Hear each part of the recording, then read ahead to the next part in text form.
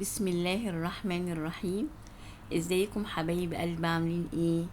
ان شاء الله النهارده هنعمل مع بعض فيش الافران بطريقه سهله جدا ومن مكونات بسيطه من البيت. هنعمل ونص كيلو دقيق، هنعمل كميه حلوه جدا من الفيش. طبعا. احنا معايا المقادير معاكم. معانا نص معلقه من الكركم، وذرة بسيطة كده من اللون الطعام الصحي، معلقة خل، نص كوباية زيت، ربع كوباية مية، كوباية لبن، معلقة ونص من الخميرة، ومعلقة ونص من السكر، ونص معلقة بيكنج باودر، ونص معلقة ملح، ونص كيلو من الدقيق. طبعا هنضيف اللبن، كوباية من اللبن، وهنضيف الخميرة، وهنضيف السكر، وهنسيبهم بقى يتفاعلوا مع بعض شوية لما الخميرة تتفاعل مع السكر واللبن، وبعدين هننزل بباقي المكونات بتاعتنا.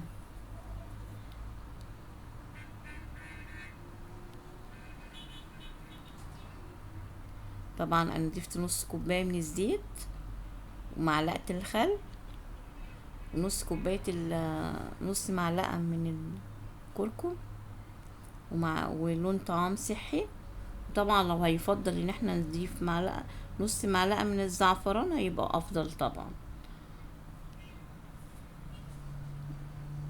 وبعدين هننزل بقى هننزل بالدقيق بتاعنا. ضفنا الملح، معلقة الملح، وهنزل بالدقيق زي ما انتوا شايفين كده، وهبتدي اقلب. طبعا مش هنزل بربع كوباية المية دلوقتي، لما اشوف العجين هيعمل معايا ايه.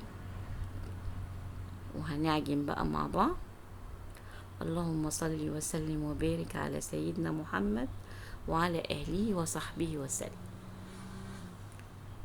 طريقته سهلة جدا وحاجة كده خفيفة، هتحبوها جدا يعني.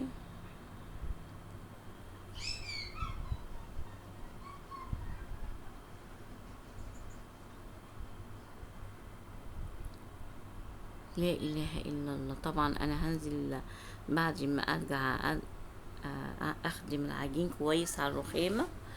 طبعا ربع كوبايه الميه بنزل بيها تدريجيا كده، وبلم بالعجين بتاعي. وانا مش عايزه العجينه ناعمه قوي يعني، عايزاها قاسيه شويه. تمام. وهفضل اعجن فيها لحد ما اخليها بقى تلمع كده وتبقى ناعمه وجميله طبعا، وفي نفس الوقت بتبقى متماسكه زي ما انتوا شايفين كده. زيادة كده عن ربع ساعة نخدمها في العجن كويس، واسيبها تخمر بقى لمدة نص ساعة. تمام، زي ما انتوا شايفين كده.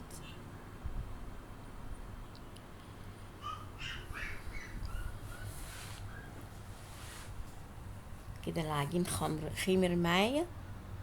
هبتدي بقى ان انا اقطع العجينة، هلفها رول واقطعها 2 عشان هعمل كل واحدة فيها.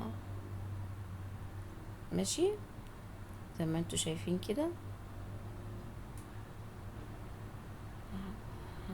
هعملها هبططها بقى بطريقة اسطوانية كده، ولو في مردانة برضو مفيش مشكلة. انا فردتها بايديا وكانت سهلة معايا خالص. زي ما انتوا شايفين كده بقى، هبتدي ان انا ابططها حلو، كلها تكون بسيوة واحد، وهلفها زي صابع الفينو كده، زي ما انتوا شايفين اسطوانية كده. وهبتدي اقفلها كويس عشان ما تفتحش معايا زي ما انتوا شايفين كده. وطبعا هدهن الصاج وهرصصه وهحطه فيه. طبعا هلمها من الجناب كويس زي ما انتوا شايفين كده، وهبتدي ارصصه في الصاج بقى، واعمل التاني بقى. لا اله الا الله. طبعا بعد ما بعمله بسيبه برضو يخمر لمدة نص ساعة تاني.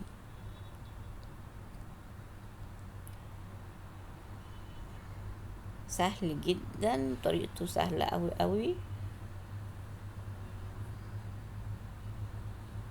زي ما انتوا شايفين كده. نروح لفها بقى ايه رول معانا، وتكون كلها العجينة بسوا واحد زي ما انتوا شايفين كده، ونلفها كده. سهلة جدا يعني. ونقفلها بقى كده عشان ما تفتحش، وقفلها من الجناب كده زي صابع الفينو. وابتدي برضو ايه ارصصها في الصاج، واسيبها تخمر بقى لمدة نص ساعة. وبعدين هبتدي بقى لما تخمر معايا اهي كده. خمرت معايا زي الفل اهي. الخمران ما شاء الله، العجين جميل جدا. وهبتدي ان انا بقى اشوفه منتفخ وجميل جدا. هبتدي ادهنها بقى معلقة من اللبن كده، على ربع معلقة من السكر، عشان ايه تلمع معانا. واحاول ان انا وانا بدهن ما اتكش عليها، عشان وهخبزها على ايه على درجة حرارة 170. وهو كده ايه الفينو خرج معانا اهو الفايش. وهبتدي بقى ان انا اقطعه عشان ايه احمصه تاني.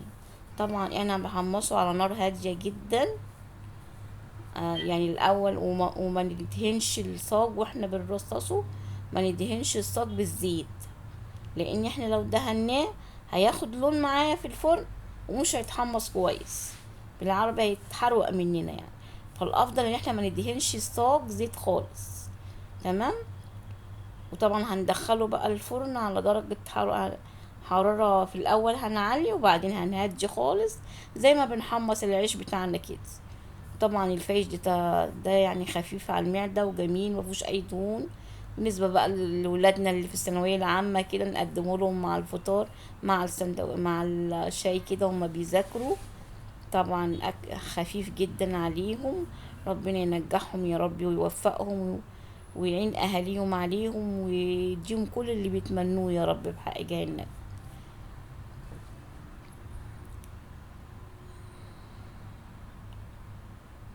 ونقطع بقى الصابع التاني معانا كده زي ما انتوا شايفين.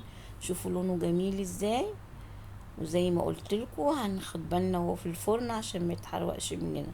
بصوا انا كده رصصته بقى، وهبتدي بقى اخبزه على درجة حرارة، قصدي هبتدي بقى احمصه بقى ايه زي ما قلت لكم على نار هادي. شفتوا طلع معايا جميل ازاي، جميل جدا ما شاء الله. بصوا مقرمش ما شاء الله، جميل جدا. متنسوش بقى اللايك والشير والسبسكرايب. اوعوا تنسوا اللايك. ربنا كده يكرمكم يا رب كده وما تنسوش اللايك. السلام عليكم ورحمة الله وبركاته.